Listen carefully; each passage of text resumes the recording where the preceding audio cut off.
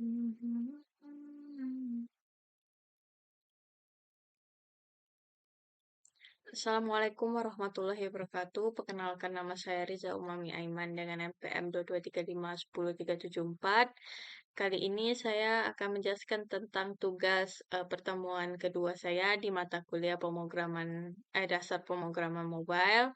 Di sini saya akan menjelaskan kembali dua video yang telah saya tonton dari yang telah dibagikan oleh Pak Rizky Fadilah. Untuk yang video yang saya akan jelaskan pertama itu di video pertama, apa itu JavaScript. JavaScript adalah bahasa pemrograman yang terutama digunakan untuk pengembangan web. Pada JavaScript itu sendiri, pengembangannya itu agak membuat halaman yang interaktif dan dinamis. Untuk beberapa fitur utamanya itu adalah bahasa pemrograman berbasis klien atau itu adalah JavaScript yang berjalan di browser pengguna atau kliennya, dan yang memungkinkan halaman web berinteraksi langsung dengan pengguna tanpa harus selalu mengirim data ke server. Untuk yang kedua adalah fleksibel dan dinamis.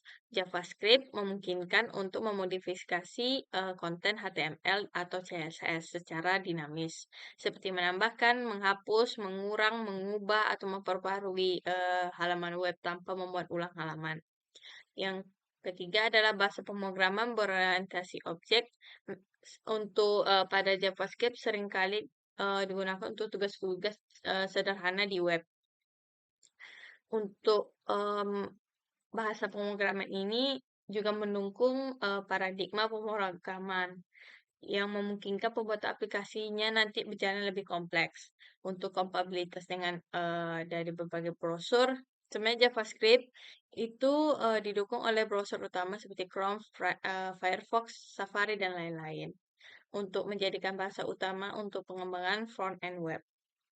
Yang kelima ada penggunaan luas di luar web. Pada JavaScript sering digunakan untuk pengembang web. JavaScript juga digunakan untuk seperti dual browser seperti platform seperti di Node.js yang nanti memungkinkan untuk pengembang JavaScript pengembangnya itu lebih server side. Yang kedua itu adalah penggunaan alat from lock dan comment. Pada JavaScript itu ada learn from, config adalah alat built-in untuk berinteraksi dengan pengguna. Namun istilah pada from lock itu tidak jelas dan mungkin merujuk pada sesuatu yang spesifik atau salah ketik. Kali ini saya akan menjelaskan tentang penggunaan komentar pada JavaScript. Seperti yang pertama itu alat interaktif atau dialog. Yang pertama ada alert, itu untuk menampilkan pesan peringatan kepada pengguna. Yang prompt itu untuk menampilkan kotak dialog dengan menggunakan inputan pengguna. Yang ketiga confirm, menampilkan kontak dialog konfirmasi dengan pilihan OK atau cancel. Untuk komen dalam JavaScript itu sebenarnya komen itu digunakan untuk menambahkan catatan dalam kode yang tidak dieksekusi oleh browser. Nanti komentar pentingnya itu untuk menjelaskan maksud kode atau membuat kode agar lebih mudah dibaca. Untuk komentar satu baris, menggunakan garis dua gitu untuk teks untuk yang ingin dikomentari. Untuk yang beberapa baris seperti ini garis, bintang, bintang, garis. Yang untuk lebih panjang, sehingga membuatkan beberapa baris. Bagian array, method, looping, dan conditional statement itu yang pertama. Akan saya jelaskan tentang array method. Ada juga di sini push, pop, shift, unshift, dan map. Nanti untuk pushnya itu menambahkan, popnya menghapus. Tapi yang pop ini menghapus elemen terakhir. Untuk shift elemen pertama. Kalau unshift itu untuk menambahkan elemen di awal array. Dan map digunakan untuk membuat array baru. Atau dengan proses setiap elemen array yang lama. Loop. Kalau untuk bagian looping dalam JavaScript, Itu ada for loop, itu untuk mengulangi perintah sejumlah tertentu berdasarkan kondisinya nanti, atau while loop, eee, mengulangi perintah selama kondisinya itu benar. For of loop itu mengiterasi elemen-elemen dari sebuah array. Yang berikutnya ada conditional statement pada JavaScript.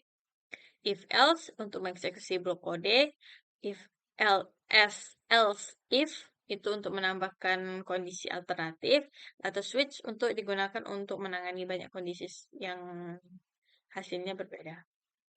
Berikutnya adalah variabel dan cara mendeklarasikannya. Untuk caranya, yang pertama itu adalah var. Var itu untuk mendeklarasikan variabel menggunakan var berlaku secara global atau lokal dalam fungsi dan bersifat function scoped. Untuk let itu digunakan untuk mendeklarasikan variabel yang dapat berubah dan bersifat blok scoped hanya tersedia dalam blok kode tempat yang ia deklarasikan seperti loop atau fungsinya. Yang ketiga adalah cost, digunakan untuk mendeklarasikan variabel yang nilainya tidak dapat diubah atau nilainya itu konstan setelah diinisialisasi dan juga bersifat block scoped. Yang berikutnya adalah tipe data dan operator. Pada JavaScript, untuk tipe datanya itu ada dua, yaitu primitif, itu adalah string, bentuk teks, number, angka, boolean itu false atau true, undefined atau variabel tanpa nilai, null, menyatakan bahwa nilai tidak ada, sedangkan yang tipe kedua itu non-primitive, meliputi objek. Untuk objeknya itu strukturnya datanya kompleks seperti key value dan array atau array itu kumpulan nilai terurut. Yang kedua adalah operator dalam JavaScript. Yang pertama aritmatika seperti kurang, kali, tambah, bagi dan lain-lain.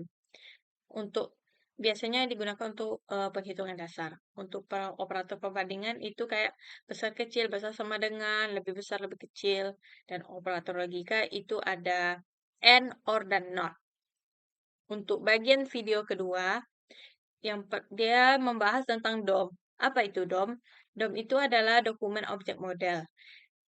Untuk DOM itu representasinya dari struktur halaman web, di mana setiap elemen HTML dianggap sebagai objek yang dapat diakses dan dimanipulasi dengan JavaScript. DOM memungkinkan JavaScript untuk berinteraksi dan dapat merubah konten, struktur, serta gaya dari dokumen HTML secara dinamis. DOM adalah antarmuka pemrograman yang digunakan untuk dokumen web. Dengan DOM, nanti setiap halaman web seperti paragraf, gambar, tautan, dan sebagainya itu diwakilkan sebagai objek yang bisa diakses, dimodifikasi, ditambah, atau dihapus melalui JavaScript. Untuk cara mengakses dan memanipulasi DOM, yang pertama itu adalah cara mengaksesnya, itu ada di metode seperti ini. Get elemen by ID itu mengakses elemen ID.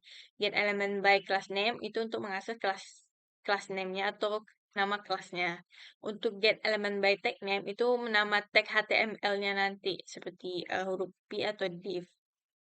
Query selection itu untuk mengakses elemen pertama yang cocok dengan selektor pada CSS tertentu.